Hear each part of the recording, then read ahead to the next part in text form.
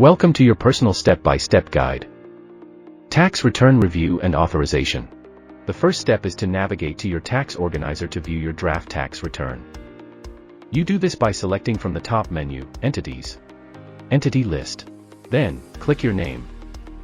Once inside of your entity, you need to click View in the blue bar to enter your tax organizer. Once in your tax organizer, you need to select the Tax Return tab to view your draft tax return. Here you will see your draft tax return that was uploaded by your tax preparer. You will review the return by clicking through the numbered steps and turning on the Comments feature to make comments or ask questions anywhere on the document. Click on each step.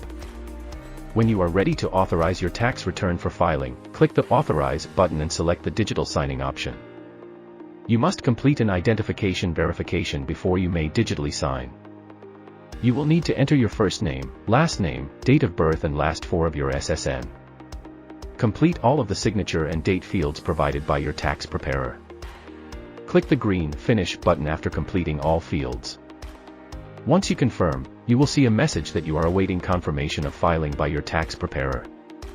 After completing authorization, return to the Overview tab, check off your responsibilities and click the Notify Tax Preparer button.